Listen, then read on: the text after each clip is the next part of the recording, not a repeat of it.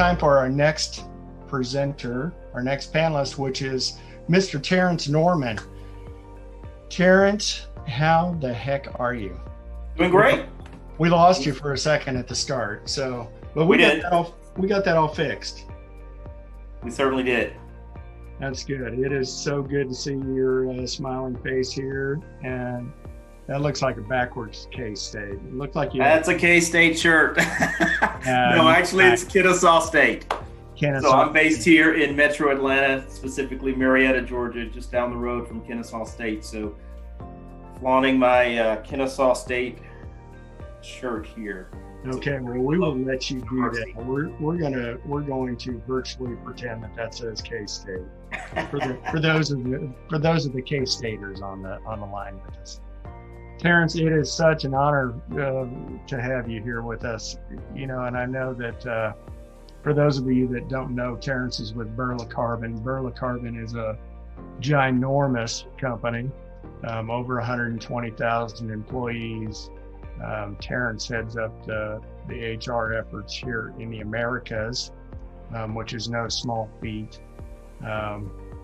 Obviously can help lend some insight to today's conversation. And Terence, I'm just going to let you kind of go whatever direction you want to go, and we're excited to hear from you, me especially. So take it away. Thanks a lot, Alex. Appreciate it. And you took the words right out of my mouth. Madison, you did a phenomenal job. I'm sitting here still in amazement that was your first virtual meeting. So pretty much like Alex said, you've got many more of those to come. So kudos to you, and you make a very hard act to follow. So again, thanks for the invitation, Alex. Joining you again from Birla Carbon, like Madison's company, we also are an international manufacturing company based throughout the globe. So, relocation is important to me. It's important to our company. Extremely important. But just to give you a little bit of background on why I am who I am, how I manage, and what I believe in, it goes all the way back from how I was raised to actually playing sports in high school. So I lettered in 3 sports in 4 different years: baseball, football, and track and field. So I say that to say this: the team philosophy is ingrained in me.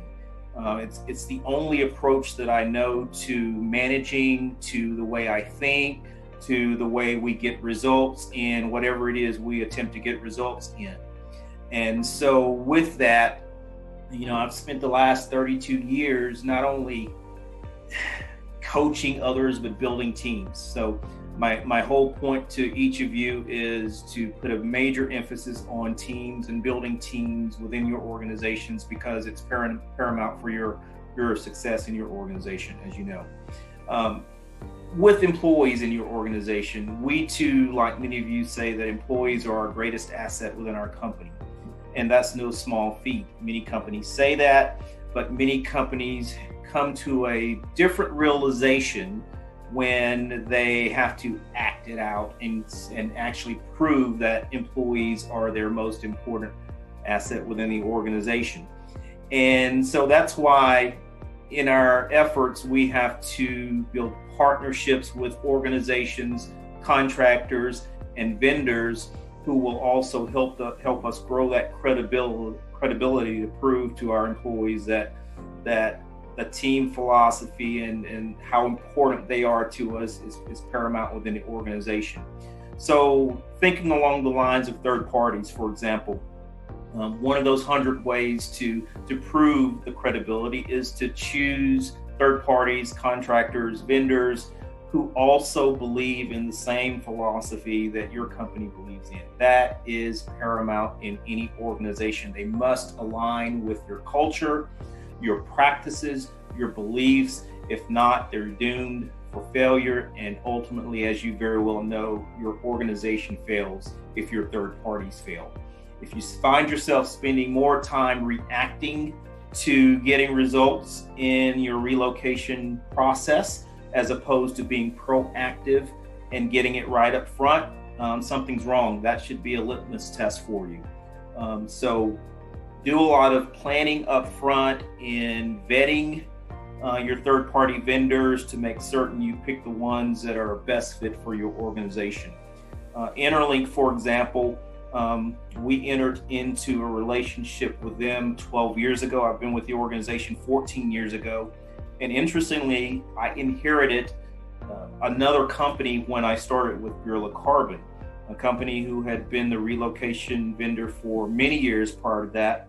And when I came on board, one of the things we did was change the vision of the company.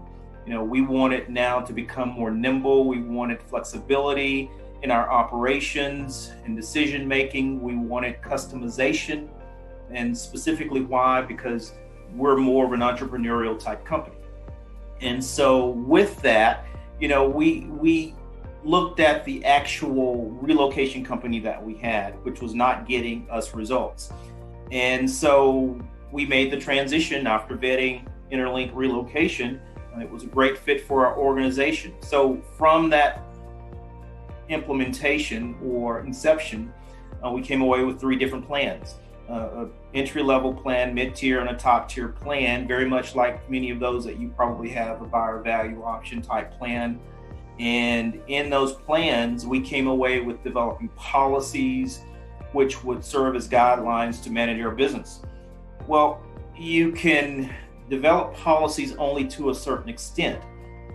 As you very well know, there are so many scenarios which occur which make it difficult to strictly follow a policy 100% of the time. There's always that gray level within some type of scenario. So that's where, when I said earlier, we needed a customer or company that could help us with flexibility and being nimble and customizing. That's what I mean.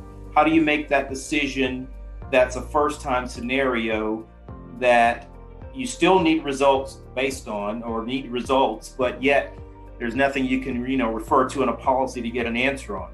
So therein line is the relationship that you must have with a third party.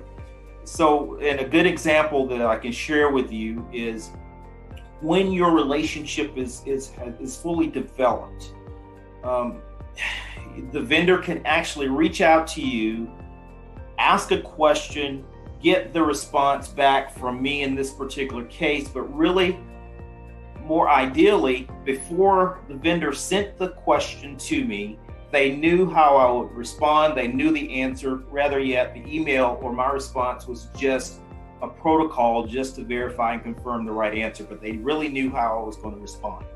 That's what I mean by a true relationship, a close relationship, where both parties know the right answer before posing the question, yet you have to pose the question just to pursue the protocol.